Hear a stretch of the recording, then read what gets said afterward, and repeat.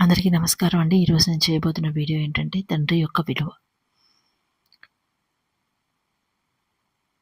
తల్లి మనల్ని నవమాసాలే మోస్తుంది. కానీ తండ్రి మనకి బాధ్యత వచ్చే వరకు మనల్ని మోస్తాడు.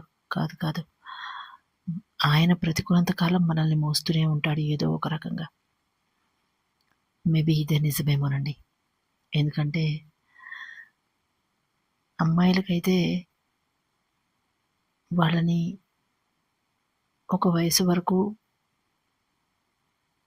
బాధ్యతగా చూసి మరొకళ్ళకి అప్పగించే వరకు ఆయన మోస్తాడు. కానీ మగపిల్లల్ని మాత్రం వాళ్ళకి వయసొచ్చే వరకు కాదు, ఆయనకి వయసు అయిపోయాక కూడా మోస్తాడు. ఎందుకంటే బాధ్యత వచ్చాక వాళ్ళకి బాధ్యతలు తెలిస్తే పర్వాలేదు. కానీ వాళ్ళు బాధ్యతాహీనులైతే, బాధ్యత రాహిత్యం గల వాళ్ళైతే వాళ్ళకి సర్వము సమకూర్చే వరకు ఆయన కష్టపడుతూనే ఉంటాడు. ఎంత చేసినా మీరేమిచ్చారు, మీరేం పెట్టారు అని అడిగే వాళ్ళే ఉంటారు మాక్సిమం. తండ్రి అంటే కేవలం అవసరాలు తీర్చడమా? కాదు. పోనీ పోషించడమా? కాదు. రక్షించడమా? ఇది మాత్రమే కాదు. తండ్రి పూర్తి ఆయన జీవితాన్ని తమ పిల్లల కోసం తృణప్రాయంగా ఇచ్చేయడం. అటువంటి తండ్రిని ఎలా చూసుకోవాలి అంటే ఏమోనండి. ఎలా చూసుకోవాలి అనే దానికి మాత్రం మాటలు లేవు. మాటలు తెలియవు కూడా.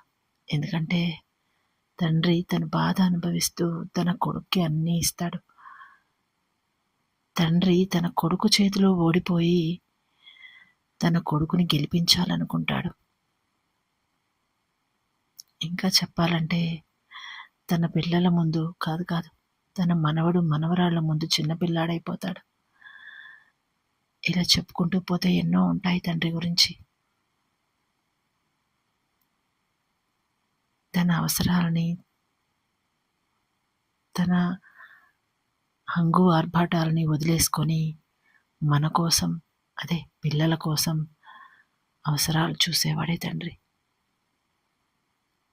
తన చెమటని కాదు, తన రక్తాన్ని మనకి మన అవసరాలకి డబ్బుగా మార్చి ఇచ్చేవాడు తండ్రి.